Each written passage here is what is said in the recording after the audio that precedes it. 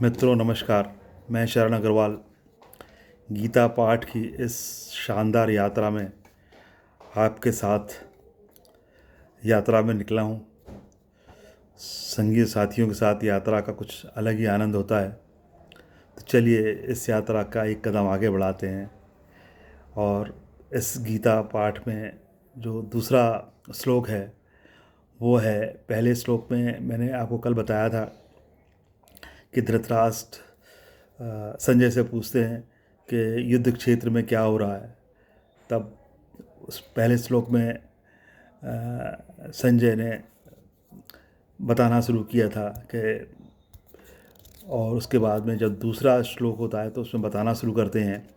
कहते हैं कि दृष्टवा तु पांडवानीकम व्यूढ़म दुर्योधन स्तदा आचार्य मुपसंगम्य राजा वचन ब्रवीत।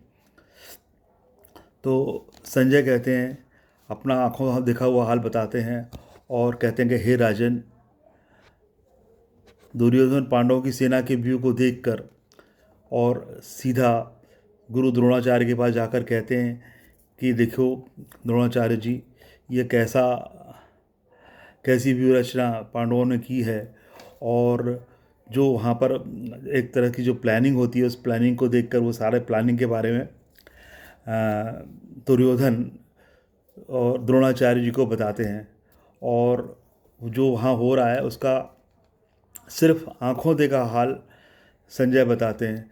संजय अपनी तरफ से कुछ भी नहीं कहते हैं, जो हो रहा होता है उसे वो बताते हैं, क्योंकि संजय को एक दिव्य दृष्टि प्राप्त थी। संजय को एक ईश्वर की तरफ से ये था कि वो कुछ भी देख सकते थे, हो रहा आँखों से, अपनी दिव्य आँखों से सब कुछ देख सकते थे। तो ये समझ लीजिए कि उन्हीं की जो दिव्य दृष्टि थी, उन्हीं को जो ये कृपा भगवान की मिली हुई थी, उसी की वजह से हमें युद्ध क्षेत्र में, कुरुक्षेत्र में जहाँ पर ये युद्ध हो रहा था, उसको उसका आँखों देखा हाल भगवान श्री कृष्ण के द्वारा जो अर्जुन को उपदेश दिया गया था, उसकी जो शुरुआत हुई थी, उसका सारा श्रेय संजय को जाता है। क्योंकि अगर संजय को दिव्य दृष्टि प्राप्त न होती तो शायद हमें आज गीता हमारे सामने इस रूप में होती या न होती।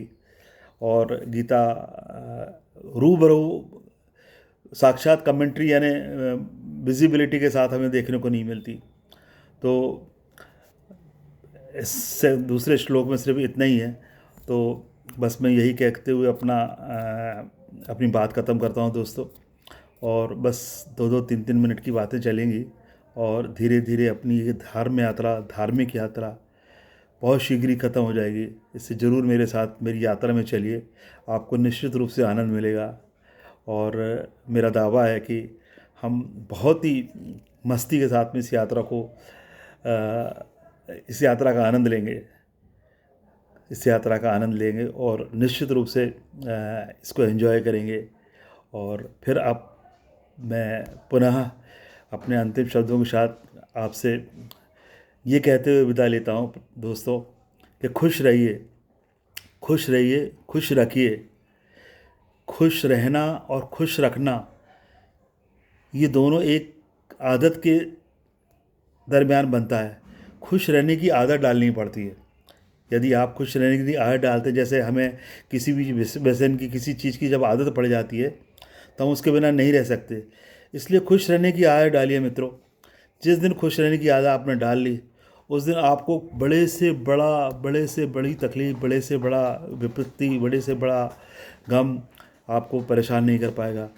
और आप हंसते हंसते प्रभु की कृपा से, और उसको भी उत्सव की भांति हम पार करेंगे।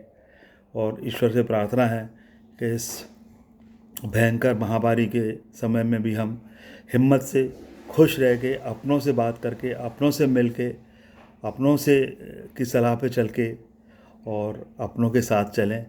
यही हमारी धर्म की यात्रा है। नमस्कार। शरण अग्रवाल।